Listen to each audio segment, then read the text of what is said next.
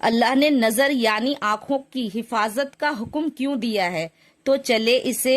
قرآن اور حدیثوں سے یہ دونوں طریقے سے سمجھتے ہیں۔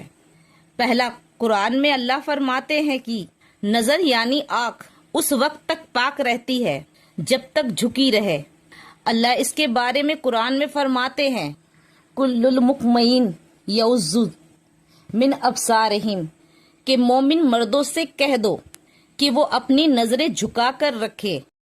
وَقُلُّ الْمُؤْمِنَاتِ یغضضن من ابصارہم، اور مومن عورتوں سے بھی کہہ دو کہ وہ اپنی نظریں نیچے رکھے، یعنی مومن عورتوں سے اور مسلمان عورتوں سے بھی اپنی نظریں جھکا کر رکھے۔ اور پھر اللہ فرماتے ہیں کہ جب نظر بھٹکتی ہے تو دل گندا ہو جاتا ہے اور انسان کی نظر بھی گندی ہو جاتی ہے، اور جب نظر جھک جاتی ہے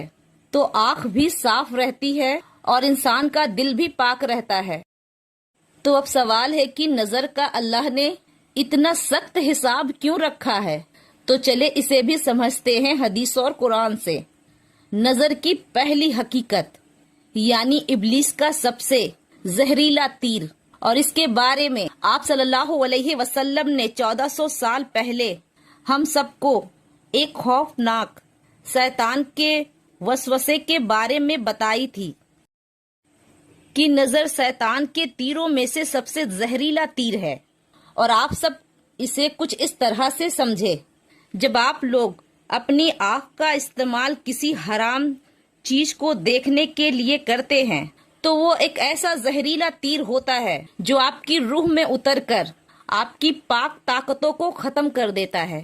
اور حرام نظر آپ کی دماغ کی سوچ کو بھی تباہ کر دیتی ہے، یعنی جو آپ کی سوچنے سمجھنے کی جو طاقت ہوتی ہے اسے تباہ اور برباد کر دیتا ہے، جس کی وجہ سے آپ کا من کسی بھی اچھے کام میں نہیں لگتا ہے، اور اس سے یہ ہوتا ہے کہ آپ کی سوچنے سمجھنے کی طاقت چھن جاتی ہے، اور جو نور اللہ نے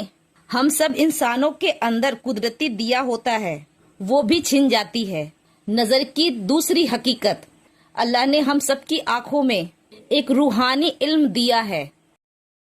کیونکہ اس کائنات کے مالک نے ہم سب کے آنکھوں کو کسی بھی تباہی سے نہیں جوڑا،